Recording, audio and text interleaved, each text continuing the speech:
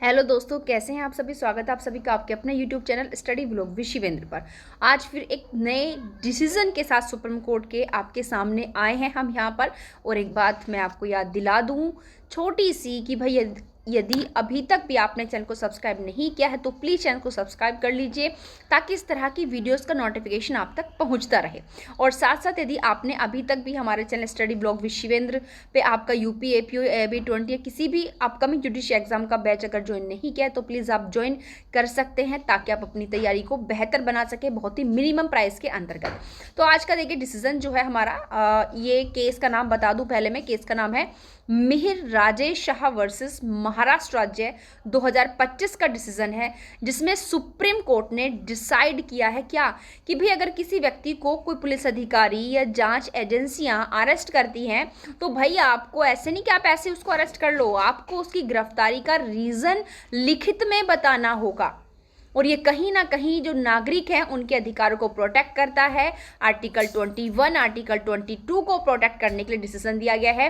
देखिए, किसी भी अपकमिंग जुडिशियल एग्जाम के लिए AIB आने वाले AIB के लिए ऐसा तो नहीं कह सकती कि भाई 20 में आपका आ जाएगा अगर पेपर आपका प्रिंट हो गया होगा, लेकिन फिर भी आने वाले किसी भी एग्जाम के लिए आपके लिए बहुत महत्वपूर्ण होने वाला है। खासकर कॉन्स्टिट्यूशन के पर्पस से भी आपका, BNSS के पर्पस से भी आपका बहुत महत्वपूर्ण है। और यहाँ पर मेन चीज़ें क्या थी, क्योंकि देखिए पहले क्या था, पहले मैं आपको बता दूं कि यहाँ पर मिहिर राजेश शाह के केस में सुप्रीम कोर्ट ने क्या किया है। अपने पहले के दो डिसीजन थे, पहले के दो डिसीजन कौन कौन से थे यहाँ पर देखिएगा।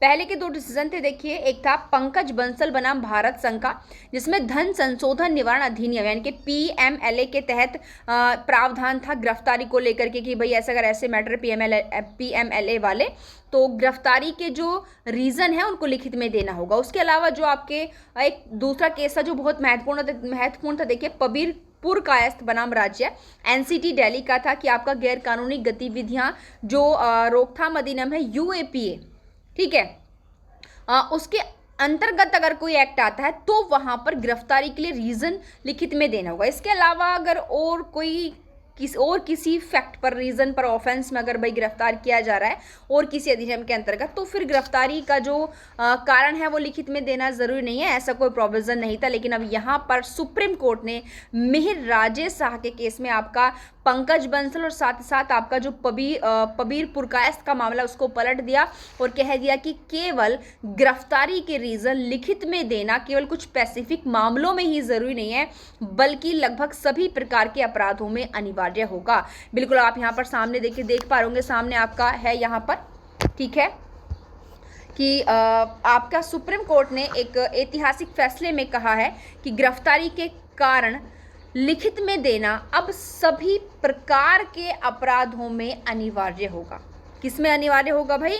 सभी प्रकार के अपराधों में आपका क्या होने वाला है, अनिवार्य है, जो कि होने वाला है।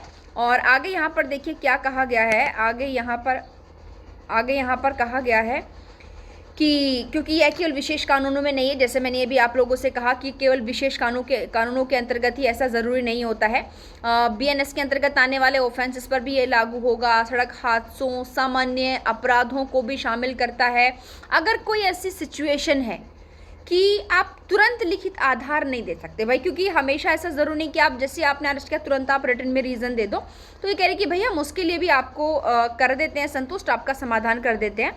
अगर ऐसी स्थिति है, सिचुएशन है कि आप तुरंत में जो है लिखित आधार बताना आपको देना संभव नहीं है, तो जो पुलिस है वो लिखित जानकारी मजिस्ट्रेट के सामने पेश करने से पहले अभियुक्त को कम से कम 2 घंटे पहले देनी होगी। ठीक समझ रहे हो कि अगर आप जो है ऐसी आपात स्थिति, अब सिचुएशन होनी चाहिए। अब ऐसा नहीं कि आपको हर मैटर में ये राइट दे दिया जाए कि भाई ठीक है आप उसको प्रेस करने से 2 घंटे पहले कारण दे दो लिखित में। नहीं भाई, अगर आपात स्थिति है, सिचुएशन ऐसी कि आप तुरंत लिखित आधार नहीं दे सकते हो, तो जब पुलिस अधिकारी, जो पुलिस है वो एक्यूज्ड को मजिस्ट्रेट के सामने पेश करती है, तो उस पेश करने से कम 2 घंटे पहले वो कारण आपको लिखित में देने होंगे। और सबसे बड़ी बात भाई क्या कि यदि आप इस तरीके का कारण लिखित में नहीं देते हो तो वो जो गिरफ्तारी है अवैध मानी जाएगी, क्योंकि सबसे बड़ा क्या है, और आप आरोपी रिहा हो जाएगा। ये इफेक्ट है इसका। ये मैंडेटरी है इसके इफेक्ट केस के अंदर। इन्होंने कहा है कि यदि आप लिखित में नहीं दे रहे हो और आपात स्थिति आपने प्रूफ दे बता रहे हो कि आपात स्थिति की वजह से आप जो है वहाँ पर नहीं लिख पाए हो, तो भाई पेश करने से 2 घंटे पहले आप रीज़न रिकॉर्ड करके दे दो, और नहीं दे रहे हो तो गिरफ्तारी अवैध होगी। ये इसका परिणाम है कारण लिखित में न देने का, और साथ ही साथ आरोपी को रिहा कर दिया जाएगा। भाई अगर पुलिस अधिकारी या जांच एजेंसी लिखित में कारण नहीं दे रही हैं तो मेन बात क्या होगी, अब यहाँ पर फ़ायदा मिल जाएगा किसको, एक्यूज्ड को। अब यहाँ पर इस मामले में कौन कौन से महत्वपूर्ण बिंदु थे ध्यान रखिएगा। अब कौन कौन से बिंदु है देखिए। सबसे पहला है आपका कि लिखित आधार की अनिवार्यता। सबसे पहले क्या कह रहे हैं कि सबसे पहले आपको पुलिस को गिरफ्तारी के कारण लिखित रूप में देना अनिवार्य है, नेसेसरी है। तो फैसले के मुख्य बिंदु में पहला क्या है, लिखित आधार होना जरूरी गिरफ्तारी का। दूसरा क्या है कि यह केवल PMLA और UAPA के मैटर्स पर ही लागू नहीं होगा, कि कानूनों पर ही लागू नहीं होगा, बल्कि BNS या इसके अलावा जो ऑफेंसेस होते हैं उन पर भी ये लागू होगा। और तीसरा प्रोविज़न क्या था कि अगर आपात स्थिति है तो फिर भाई मजिस्ट्रेट के समक्ष पेशी से 2 घंटे पहले आप रीज़न रिकॉर्ड करके दे दो। और उसके बाद चौथा आप इन्होंने क्या बताया यहाँ पर कि अगर आप इस तरीके से रीज़न रिकॉर्ड करके नहीं देते हो तो गिरफ्तारी अवैध होगी और उसको रिहा कर दिया जाएगा। उसके बाद नेक्स्ट 5वां पॉइंट क्या बिंदु था कि गिरफ्तारी का मेमो तैयार किया जाएगा, जिसमें जो पुलिस अधिकारी गिरफ्तार करने वाला था उसकी पहचान बिल्कुल स्पष्ट होगी। उसके बाद आप जो वो रीज़न लिख रहे हो ना, वो कौन सी लैंग्वेज में लिख रहे हो भाई, तो आप ऐसी लैंग्वेज में रीज़न लिखोगे जिससे कि जिस व्यक्ति को अरेस्ट करे उसको वो भाषा आपकी समझ आ सके। तो इस तरीके से 6 रीज़न है, 6 के 6 इस मामले में डिसाइड किए गए। फर्स्ट ऑफ ऑल लिखित कारण देना ज़रूरी है, ठीक है, और ये लिखित कारण सभी प्रकार के ऑफेंसेस में गिरफ्तार करने पर देना होगा। अगर आपात स्थिति है तो पेश करने से 2 घंटे पहले दे सकते हो। अगर लिखित वाली चीज़ों का फॉलो नहीं करोगे तो गिरफ्तारी अवैध होगी, आरोपी रिहा हो जाएगा। और गिरफ्तारी का मेमो तैयार करेगा वो पुलिस अधिकारी, अपनी स्पष्ट पहचान धारण करेगा जो गिरफ्तार कर रहा है।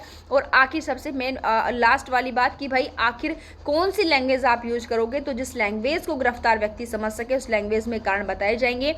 तो यहाँ पर फिर से एक बार केस का नाम बता देती हूँ, मिहिर राजेश शाह वर्सेस महाराष्ट्र राज्य 2025 का केस है, बहुत महत्वपूर्ण है गिरफ्तारी की दिशा में। और साथ साथ जैसे मैंने शुरुआत में कहा आर्टिकल 21, ठीक है, जीवन की स्वतंत्रता के राइट्स को, और आर्टिकल 22 जो गिरफ्तारी से आपको प्रोटेक्शन दे रहा है और निरोध से गिरफ्तारी से उन दोनों को प्रोटेक्ट कर रहा है, फंडामेंटल राइट को प्रोटेक्ट कर रहा है, गिरफ्तारी की पारदर्शिता को बढ़ा रहा है। और इस तरीके से ये आप लोगों के लिए आने वाले किसी भी जुडिशियल एग्जाम के लिए आप लोगों की नॉलेज के लिए जो बहुत ही ज़्यादा महत्वपूर्ण होगा। थैंक यू, आज के लिए मिलते हैं नेक्स्ट वीडियो में।